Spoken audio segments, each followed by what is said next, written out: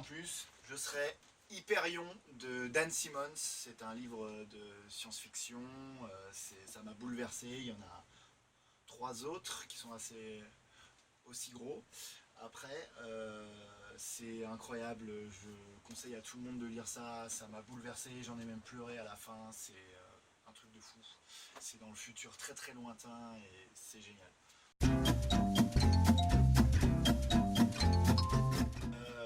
Je pense que je serais Émile Zola. Parce qu'on m'a forcé à lire ça quand j'étais au collège, je crois, ouais, au collège. Et tant mieux, puisque je me rappelle de L'Assommoir qui m'a beaucoup marqué. Et je pense que c'est vraiment des classiques, mais on sait pourquoi. Il y a une justesse d'écriture, un style qui est vraiment vraiment inégalable, quoi. C'est vraiment le dessus du panier, quoi. Donc Émile Zola, ouais.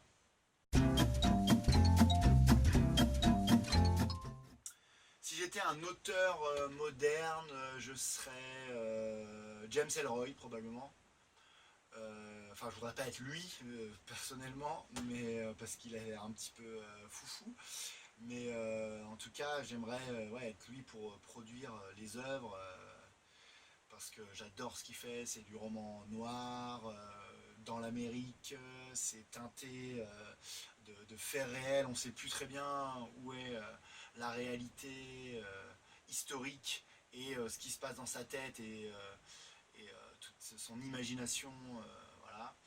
Et c'est un classique aussi du roman noir, mais c'est vraiment, vraiment génial. Donc j'aimerais bien être lui parce que c'est un vrai génie.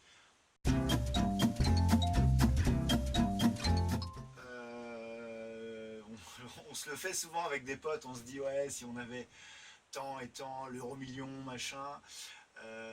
Déjà, je pense que je pourrais filer un paquet d'argent à tous mes amis, toute ma famille, enfin, mettre tout le monde à l'abri du besoin jusqu'à la fin de leur jour. Je crois que c'est quand même possible.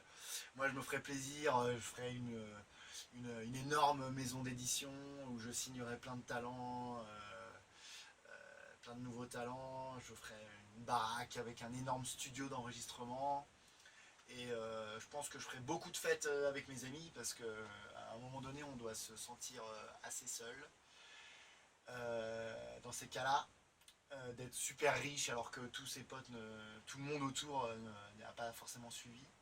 Et puis avec ce qui me reste, puisqu'il me restera beaucoup je pense, je ferai des fondations avec des placements et des taux d'intérêt qui font que ça s'auto-alimenterait pour aider un maximum de gens, la recherche, plein de trucs comme ça, quoi. Parce que je pense que on peut pas avoir de telles sommes d'argent sans redonner aux autres et aider un peu le monde à aller un peu mieux, quoi.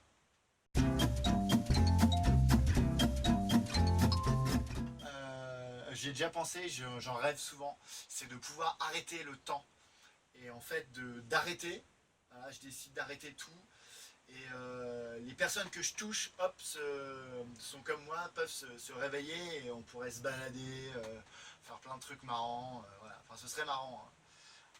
Surtout quand on est en retard, c'est hyper pratique. Ouais, bah écrivain, vraiment. Écrivain à succès si possible, histoire d'être tranquille. Mais ouais, écrivain c'est sûr. Est-ce que c'est un métier?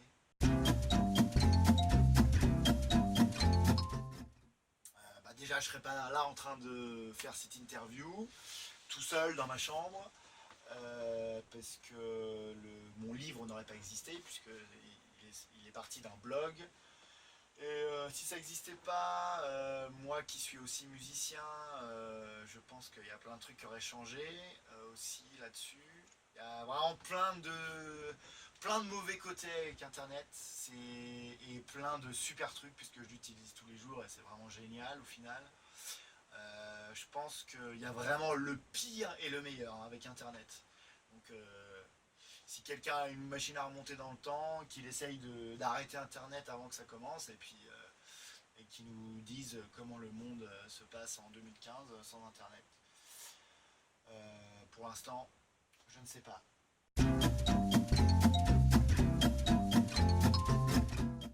Si j'étais président de la République, je pense que je démissionnerais dans la minute qui suit mon élection et je laisserai la place à Nicolas Hulot qui prendra les choses bien comme il faut.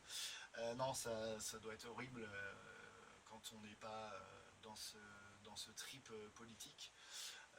Mais en tout cas, j'essaierai de vraiment m'intéresser aux gens qui m'ont élu plutôt que servir mes propres intérêts ou les intérêts d'industriels. Oh là là, on est là pour se marrer là. Allez, j'arrête.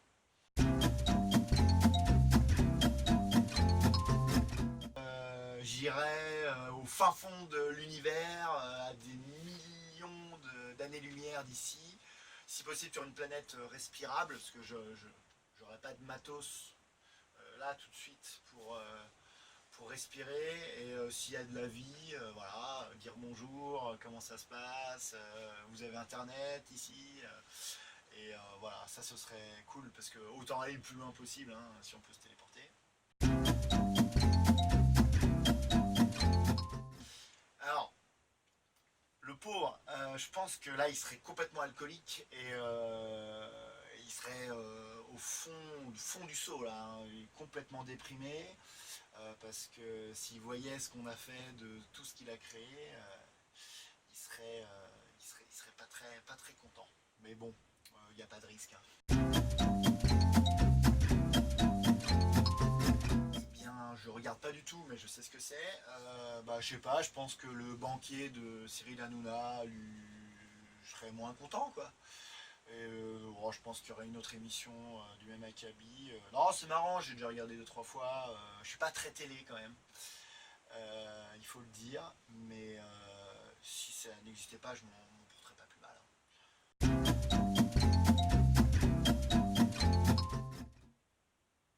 Je croyais que j'en étais déjà une. Non, je déconne. Si j'étais une star, je sais pas. J'espère que je le vivrais bien parce que ça doit quand même pas être très facile de pas pouvoir sortir dans la rue, enfin voilà, je sais pas faire ses courses, pas aller voir un film, un concert, sans qu'on soit reconnu, dès qu'on lève le petit doigt, c'est les paparazzis où tout le monde juge ce qu'on fait, on n'a même plus le droit d'aller au WC sans avoir l'opinion de tout internet, donc bon ça doit être un peu chiant, mais ça dépend pourquoi on est star en même temps.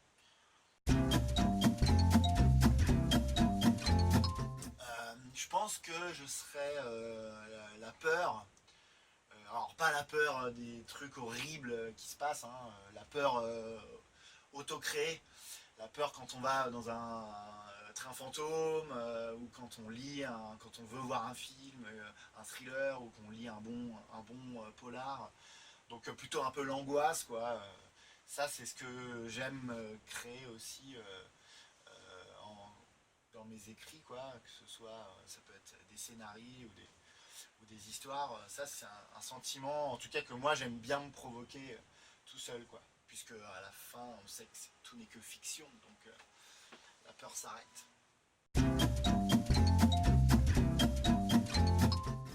Ça c'est très facile, je serais Brasil de Terry Gilliam. J'ai vu au moins 40 fois, je sais faire tous les bruitages et tout, tous les dialogues jusqu'à à peu près la moitié du film en gros. C'est marrant parce que il est assez représentatif de la société maintenant, quoi, alors que le film je sais pas, genre 20 non, non, 30 ans, je pense qu'il a 30 ans maintenant. On peut aller voir tout de suite, hein, c'est long mais c'est moi qui décide puisque c'est mon interview. Alors IMDb, Brésil. Ah, 85, il a pile 30 ans en 2015, donc voilà. Donc la société n'a pas changé, je vous conseille de le voir. C'est vraiment pas mal.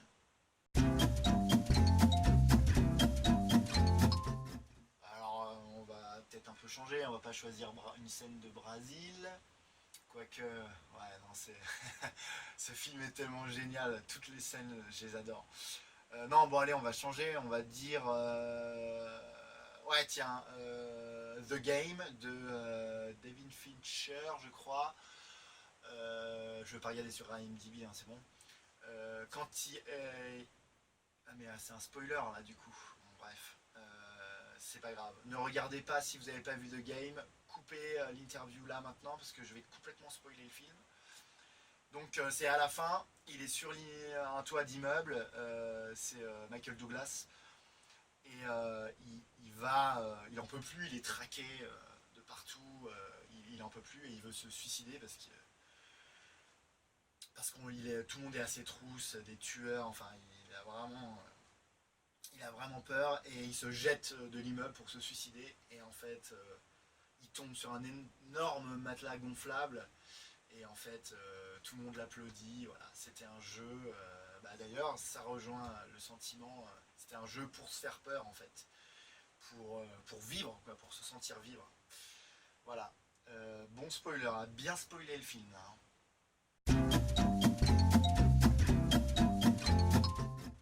Voilà, j'en ai tellement.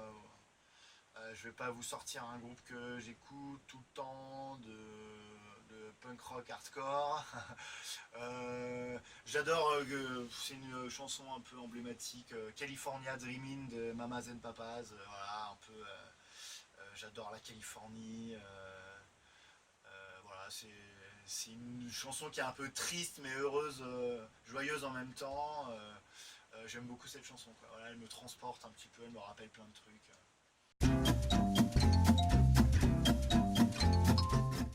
Alors, je sais pas si vous pouvez voir, hein, ce serait directement la musique, sans hésitation. Et puis de toute façon, c'est la musique en même temps que la littérature, donc il n'y a pas de jaloux.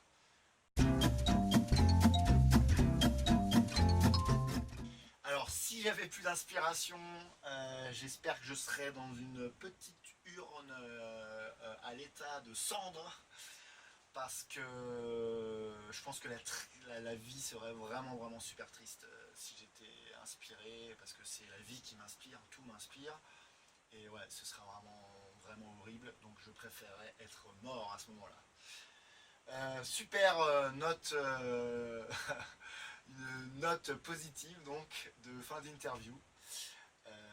Voilà, salut.